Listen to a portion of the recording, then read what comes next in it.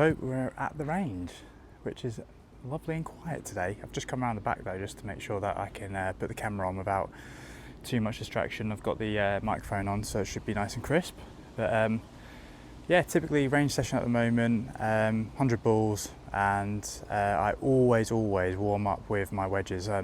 Gap wedge is one of my favourite clubs. So they always say as well, like if you can dial in your wedges, if they're good, then obviously as you go up in clubs as well, it gets a little bit harder, but it starts there. So if you can get them nice and straight and just build on them and just slightly use longer clubs, it will obviously, you know, start to sort of what's the word, like mirror onto the next club up. So yeah, get a couple of balls out. I don't have a particular number. I know people do drills of like, you know, 3 sets of 5 or whatever, but I just like to hit a couple of balls until I feel good. Actually, I've just put the screen on just so I can get some read-ins on these. But yeah, so we'll give it a couple away.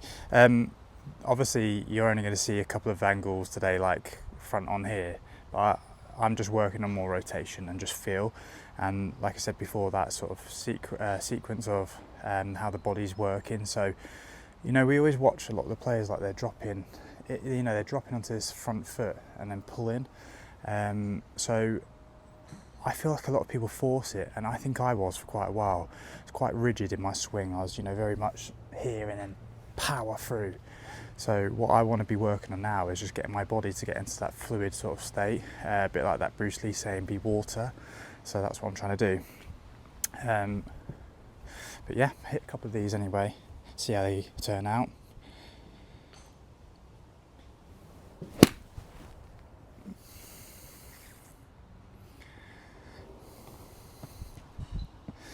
And just try and build onto that sequence as well. So I'm starting off, I'm loading into my right hip a little bit more to then pivot onto it to then come through.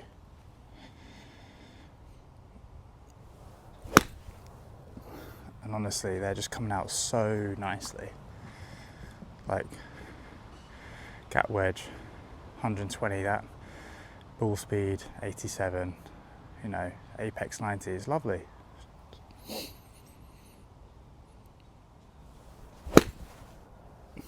And they're all pretty straight. Again, yeah, 122. So this is exactly what I want for my wedges. They're stopping dead, so the carry's the same as a total pretty much on these. So you've got a nice bit of spin.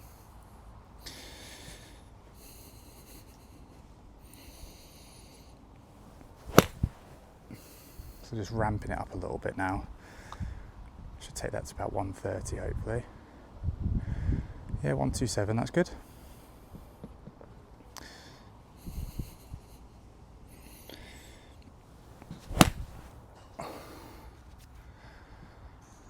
I'm going to show you the screen in a minute. That was 132, right? So as I'm putting on a little bit more like power, obviously you will start to lose a little bit on shot shape. So they always say you shouldn't hit a wedge full, but I still like to. I still think it's a good thing to do. I might be wrong, but I still think it works for me. Just getting everything dialed in. I'm going to hit one more and I'll spin the screen round.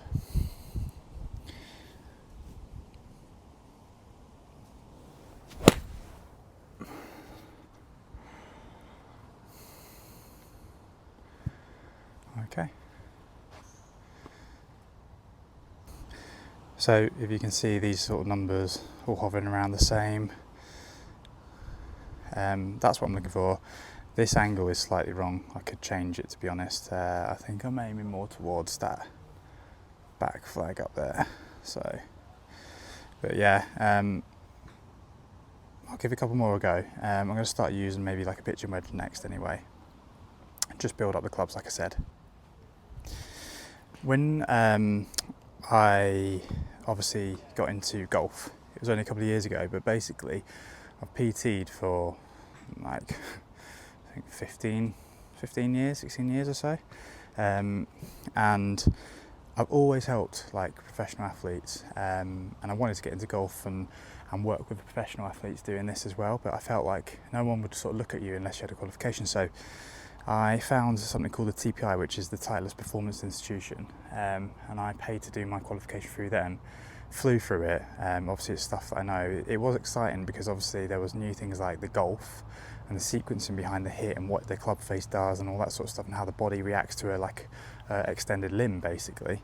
But because I've played, ice hockey pretty much all my life, there wasn't like a lot of difference in the sense of like you're transferring energy into another object, so very, very similar in that sense. But yeah, it was good, and I think that qualification really stepped everything up for me, because then I realised actually no, it's not just staying centred and having a low centre of gravity and then just pivoting and hit. Obviously I train in the gym.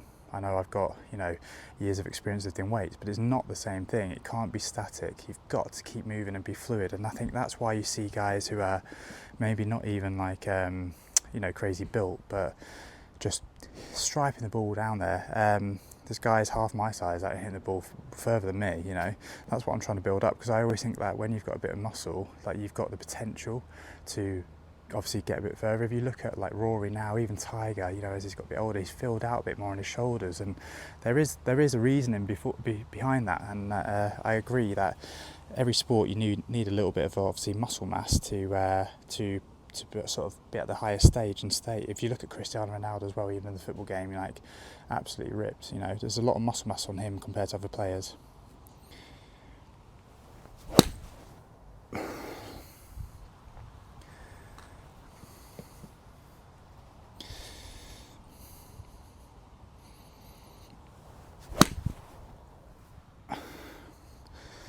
Again, I'm just going to try and build up that rotation.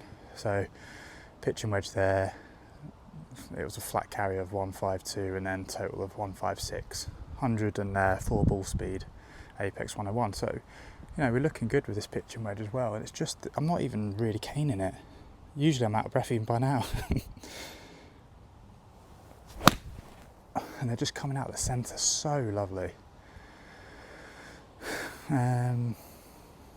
Literally like exactly the same. I'm not even joking.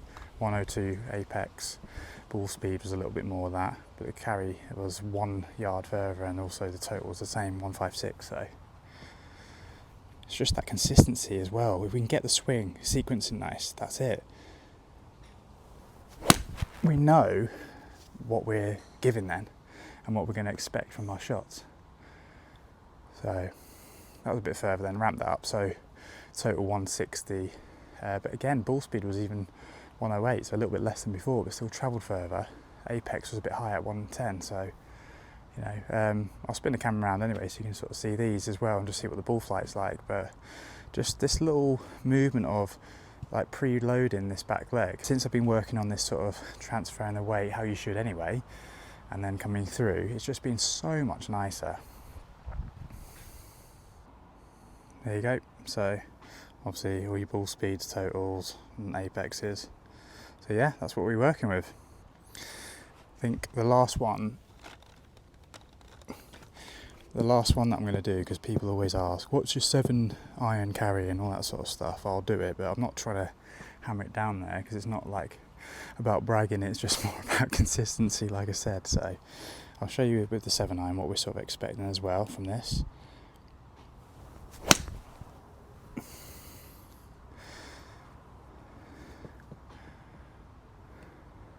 So straight away there, carry 190, total 199, ball speed 134, apex 97.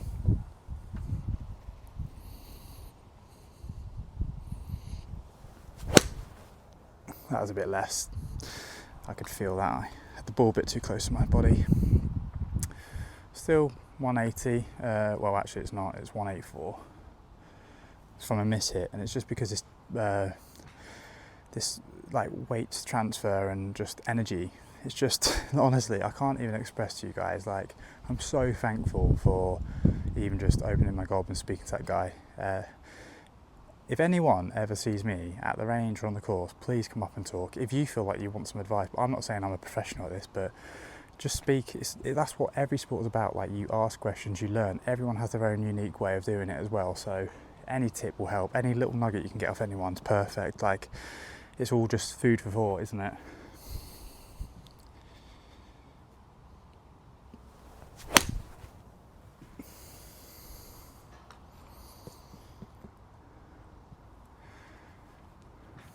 But yeah, all around that 190 mark carry, so it's good.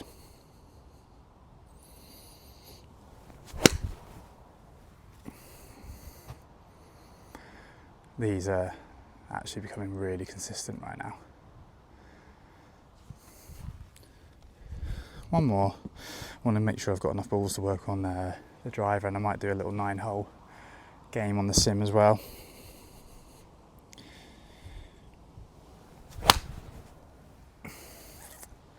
Like, ball is landing exactly next to the other one. Actually, you know when you're on a good flow. Last one.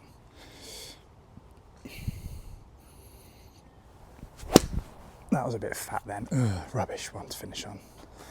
Anyway. So yeah, one other thing that I've also been working on, I'll show you now, I've got the tool with me. Actually, there's two. So, aiming. Get yourself one of these because they are so helpful. Plonk it on the middle of your club where the ball should hit, and that, honestly, is the best thing for aiming. Because a lot of time when I was hooking the ball, I realised my club face was like this, and then started having to open it out. Look how straight that is now. So you're learning to get your club more square. You don't obviously hit with it. You just put it down. You know, stand up to a ball, dress the ball, look at where your club face is. Okay, that's open, close, whatever, and then put that down. Very, very, very, very helpful, because then all you do is you re-grip when it's straight. So I know that was a bit closed. Just turn my handles, re-grip, straight, and I know that's my address. So when I'm looking down at the shaft, it's obviously aiming towards this left hip and left pocket, and I know it's perfect. It's got enough lean. My hands are a little bit further than the ball, you know, in front of the ball and stuff like that. So yeah, it's all really good, these little tips and pieces of equipment.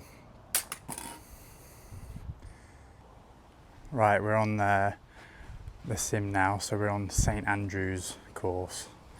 Good fun this, but opening shot, same sort of sequence.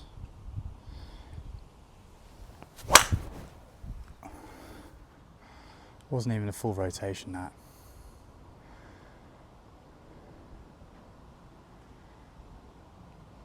There you go, 270.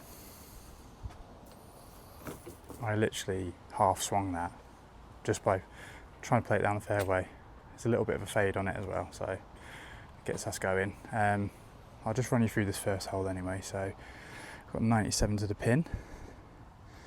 I'm going to play 54 on this, but again, not fully twatting it because it's not about that.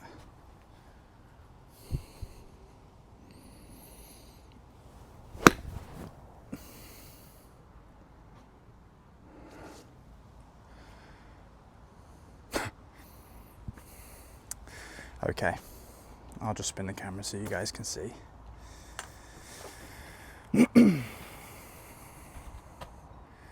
This is what I mean. Like, here are you ready?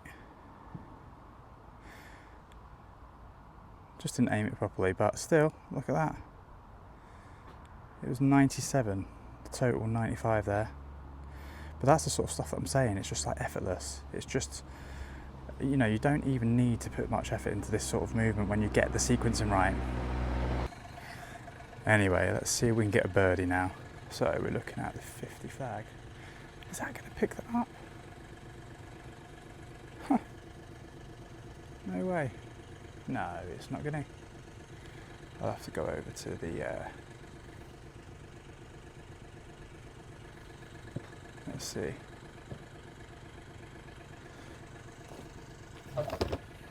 You know, I don't know if you played on these top tracers, but basically you have to chip to say this is, I've got 8 yards in as a normal chip, but it's telling me I've got to hit, I've chose the 40 target on this one. So you've got to play it to that 40 flag out there, which is quite good fun. But you've got to play it on it, not up to it, and that's the thing. It's got to be like your carry. So as soon as it's a floor, that's the number that it gives you, so you've got to be dead accurate.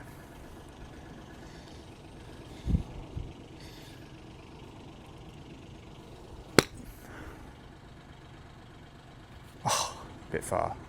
Still made par out of that, so hey. But that's what it's all about anyway. Even on the chips, you know, this little transferring the weight and then through. Transferring the weight, through.